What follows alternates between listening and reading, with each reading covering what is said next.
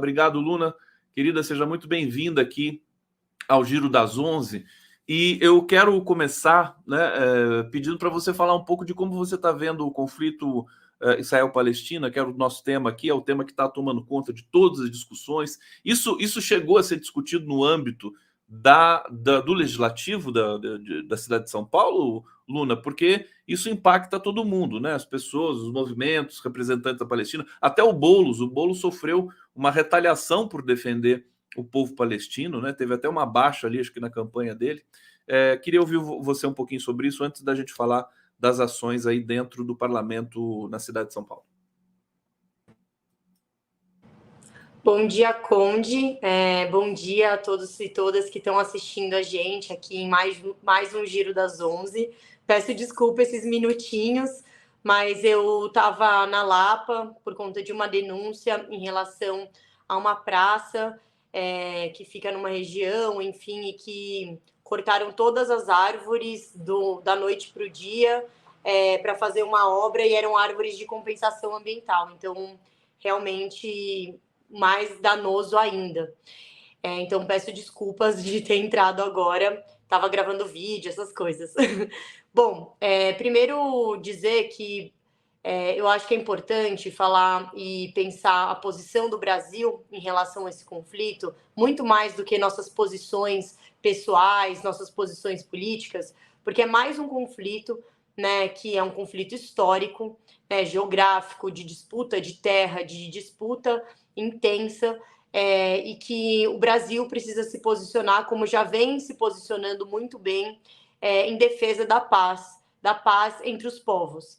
E também na garantia dos direitos, né? Na garantia do Estado, né? Do Estado da Palestina, do Estado de Israel, na garantia dos direitos. Acho que isso é fundamental. Agora, o Lula, há pouco tempo atrás, poucos minutos atrás, antes de eu entrar, soltou um comunicado também falando sobre as crianças que estão sendo usadas como reféns nesse processo. E é muito sério tudo isso, assim, porque vai criando um nível de brutalidade, de crueldade, que eu acho que é impossível da gente aceitar. Impossível mesmo da gente aceitar essa grande violência que está acontecendo né, no Oriente Médio. Então, o Brasil também tem um papel nisso tudo, né, de enfrentamento e de garantia da paz e dos direitos, né? Acho que é nesse sentido que a gente deve abordar esse processo todo. Estão tendo atos, né, aqui em São Paulo, em defesa e na discussão sobre essa questão. Hoje vai ter mais um ato às 18 horas no Armazém do Campo do MST para discutir essa questão, para as pessoas se posicionarem. A gente no Legislativo tem discutido, né, tem os pronunciamentos que acontecem nas sessões, mas também em cada espaço que nós estamos, temos falado sobre isso, porque não dá para a gente não se posicionar sobre um conflito tão grande, né, no mundo. E eu acho que o mundo está vivendo muitos conflitos, porque a gente está vivendo um momento de eclosão, de fome, de miséria, das mudanças climáticas, do aumento das desigualdades, do aumento da concentração de renda, da vulnerabilidade das pessoas, e esses conflitos têm acontecido, se intensificado, e o Brasil, na sua política externa, tem se posicionado corretamente em defesa da paz entre os povos, da garantia da autonomia dos povos, da autodeterminação dos povos. Essa é a orientação geopolítica do Brasil, e que eu acho que a gente tem que se posicionar nesse sentido. São Paulo tem uma comunidade palestina bastante robusta, interessante. Eu frequento Al Janiá, que é um lugar assim de muita convergência, né? Enfim, afetiva do povo palestino e também judaica.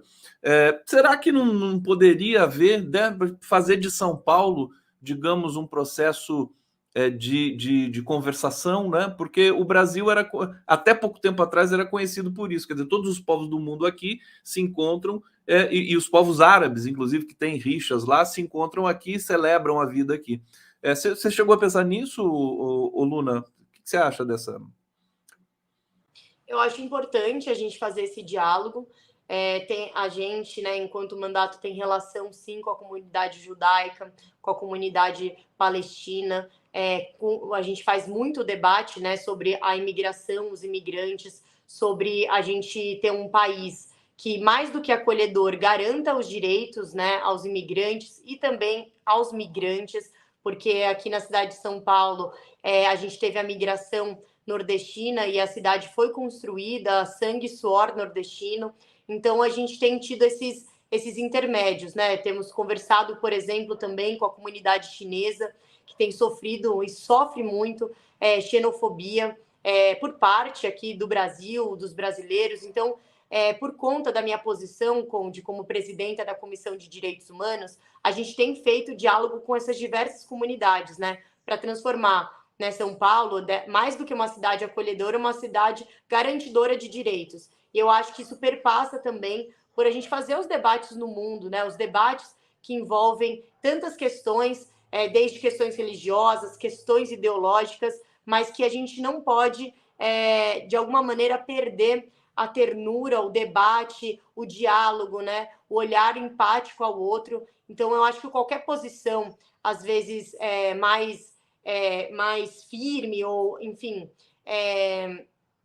que precisa ser feita nesse momento, também tem que olhar, né, a guerra como essa não saída, né? A guerra não é uma saída para a esquerda, não é uma saída para quem pensa um mundo diferente. Então é preciso que a gente faça esse esforço, e eu acho que o governo brasileiro tem esse papel, né? Eu acho que é isso que a gente tem que fazer, esse debate do qual é o papel do governo brasileiro nessa disputa geopolítica.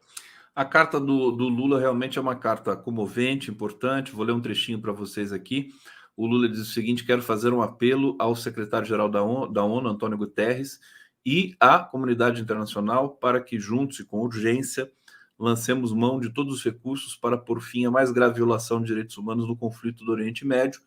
E ele diz: crianças jamais poderiam ser feitas de reféns, não importa em que lugar do mundo. Quer dizer, é uma coisa que deve ter calado fundo no coração do presidente, porque a gente sabe o compromisso dele com as crianças, enfim, com essas questões dos direitos e tudo mais. Ele deve ter ficado chocado e emitiu imediatamente esse comunicado aí, dirigido ao secretário-geral da ONU, Antônio Guterres.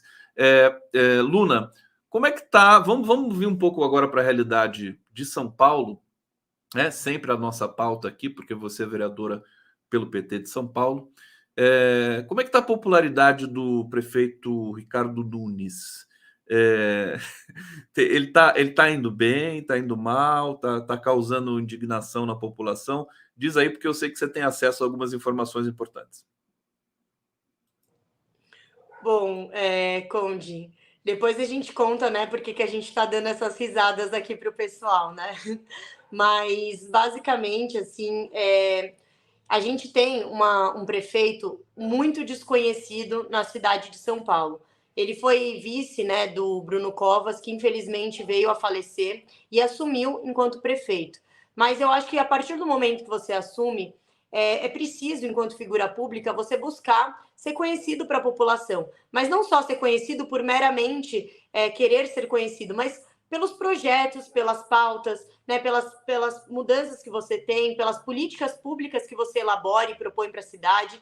E eu acho que esse desconhecimento do Ricardo Nunes pode ter a ver com ele ter sido vice, mas eu acho, e tenho bastante a impressão, assim como os paulistanos e as paulistanas, de que, na verdade, não há projeto político de cidade, não há propostas de políticas públicas que sejam de fato estruturantes da nossa cidade, que combatam as desigualdades sociais, que dialoguem com a população, que dialoguem com as minorias políticas, né, da nossa cidade, que dialoguem com as grandes demandas. Então, é um prefeito apagado, de uma prefeitura apagada também, e que a marca que ele está tentando registrar é a marca do recapeamento, como várias vezes a gente colocou aqui. Nada contra o recapeamento. Ele precisa ser feito no centro e também nas periferias, que ainda falta bastante. Mas a questão é como esse recapeamento é feito no momento pré-eleitoral, com objetivos eleitorais. E a cidade não está à venda, a cidade e o povo paulistano não está à mercê de interesses eleitorais. Nós temos demandas, pautas, necessidades que são fundamentais de serem resolvidas por ninguém, nada menos do que a Prefeitura de São Paulo. Então, A gente foi, né, a campo conversar com as pessoas para tentar entender se as pessoas conheciam o prefeito, se elas sabiam o que o prefeito estava fazendo e quais eram os maiores problemas, porque Caixa tem muito dinheiro para fazer todos esses projetos, né? Dinheiro livre, né? Caixa livre aí de 35 bilhões de reais. Mas a cidade está realmente abandonada e por isso que a gente foi às ruas fazer entrevista aí com as pessoas e saiu um vídeo bem legal, que eu não sei se vai dar para passar, mas que o Aliás, pessoal é está comentando exatamente, bastante. ô Luna, é exatamente o que eu estou fazendo nesse momento, pegando o vídeo da Luna. A Luna saiu pelas ruas de São Paulo, foi entrevistar as pessoas. Vamos Eu virei ver. o Conde, eu virei o Conde. Virou coisa. Vamos ver, porque tá muito legal isso aqui, gente. Vamos colocar aqui esse vídeo aqui. Prefeito da cidade de São Paulo. É prefeito sem gata. Eu sei que ele é, mas na verdade eu não sou muito fã dele. Não sei, hein? Sei, é o. É o Lula. Prefeito? Eu sei, eu esqueci o nome dele agora lembrei. Ele que veio do Rio de Janeiro. É o Tarcísio. Tarcísio, pegou governador. Eu vou deixar só um trechinho, porque até que você coloca músicas aqui, de repente o YouTube pode bloquear. Mas é muito simpático isso, que experiência bacana. Você ouviu ali. As pessoas não sabem, né? Os populares. É aquela coisa, sempre na véspera da eleição, aí se distribui aquela montanha de santinhos, a pessoa vai votar, às vezes nem sabe direito em quem está votando. Ah, não, esse é o prefeito que está no cargo e tudo mais. Como é que foi essa experiência? E diz para a gente o que vocês estão pretendendo assim com esse projeto. Bom, e Conde, acho que também já numa análise política, esse desconhecimento que aparentemente pode ser negativo, ele também pode ser positivo para a Prefeitura de São Paulo. Quando não se conhece quem é o prefeito, quem decide, né, sobretudo as políticas públicas da nossa cidade, a gente também não consegue ter a cobrança sobre tudo isso. Então, hoje a gente teve chuvas fortes em São Paulo, enchentes, pessoas desabrigadas, carros sendo levados, árvores arrastadas. De quem é a responsabilidade? Não se sabe. Eu não consigo acessar o Bolsa Família, porque eu fico em filas no CRAS. É um problema na cidade de São Paulo. Quem é o responsável? A gente tem um problema, por exemplo, com a questão funerária, que é um serviço que foi privatizado na cidade de São Paulo e que tem sido muito custoso. Então, para morrer em São Paulo está mais caro. Quem é a responsabilidade? Despejos, remoções, retiradas de pessoas de espaços, pessoas em situação de rua, 52 mil pessoas. De quem é a responsabilidade? Então, esse desconhecimento pode ser usado a favor do Ricardo Nunes nessa eleição. Por isso que não é uma eleição fácil. E por isso que a gente precisa entender os projetos políticos, as políticas públicas que estão sendo feitas e nomear. Tem nome e sobrenome. Tem uma prefeitura com um projeto de terceirização, de privatização, de não realização das concessões da forma como elas deveriam, de filas nos hospitais, de fechamento de serviços. Então, é preciso que a gente entenda que a cidade de São Paulo está em disputa. E esse projeto conservador, aliado ao Bolsonaro e ao bolsonarismo, não pode permanecer mais na nossa cidade. Então, o intuito do vídeo é chamar atenção para isso,